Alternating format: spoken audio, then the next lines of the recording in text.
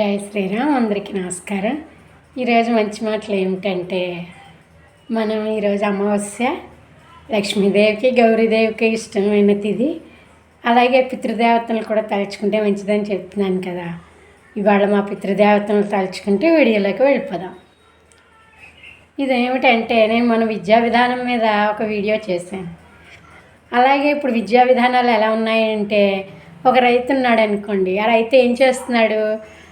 వ్యవసాయం చేస్తుంటే మన వాతావరణ పరిస్థితులను బట్టి అవి బాగా పంటలు పండట్లేదు, అప్పుల బాధ తట్టుకోలేకపోతున్నాను. ఏం చేస్తున్నారు? వ్యవసాయం చేయకుండా వాటిని పెద్ద పెద్ద మన లేఅవుట్లా వేయించేసి అమ్మేసుకుంటున్నారు, లేదు అందులో ఇళ్ళు కట్టేసుకుంటున్నారు. అప్పుడు ఏమవుతుంది? అలాంటి నేలలో ఇళ్ళు కడుతున్న మూలంగా కొన్నాళ్ళకి ఇళ్ళు వెంటనే పాడైపోతున్నాయి. దానికి తోడు అన్ని చోట్ల ఇళ్ళే మొదలు పెట్టేసుకుంటే ఇంక పొలం పండించేది ఎలాగా? ఆ పొలం పండించితే వచ్చిన ధాన్యం కానీ మిగతా వస్తువులు కానీ అదే మనకి దిగుబడి ఎక్కువ ఉందనుకోండి, మనకేమవుతుంది? దాన్ని కొనే విలువ తగ్గుతుంది. కానీ పంట పండించే దిగుబడి తగ్గిపోతే మనకి దాని యొక్క ఖరీదు వెల కూడా చాలా పెరిగిపోయి మళ్ళీ దాన్ని కొనుక్కోవడానికి మళ్ళీ మనం వేరే ఆదాయ మార్గాల్లో వెతుక్కుంటున్నాం కదా. దీని మీద ఏంటంటే, ఒక రైతు బిడ్డ ఉండేవాడట. అతను ఏం చేశాడు?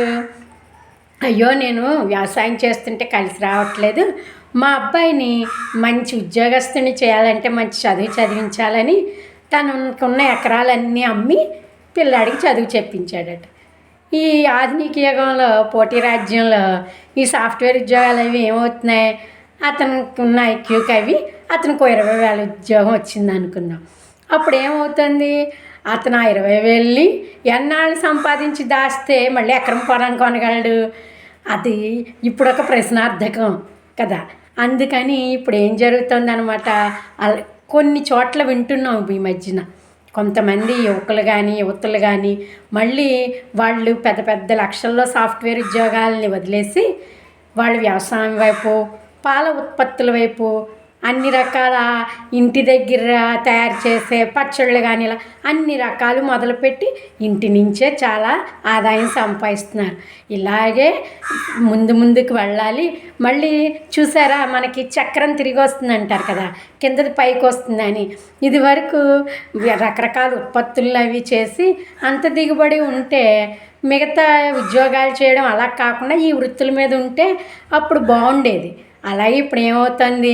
మళ్ళీ అందరూ చాలా ఆలోచించి ఉద్యోగాల వేటలో పడకుండా కొంతమంది ఇలాగే వ్యవసాయ ఉత్పత్తులు, పాల ఉత్పత్తుల మీద ఈ గేదెలు ఆవుల సంరక్షణ ఇవన్నీ చేస్తున్నారు. అలాగే ముందుకు వెళ్ళి అందరూ బాగుండాలి, అందులో నేను ఉండాలని కోరుకుంటూ హరే కృష్ణ.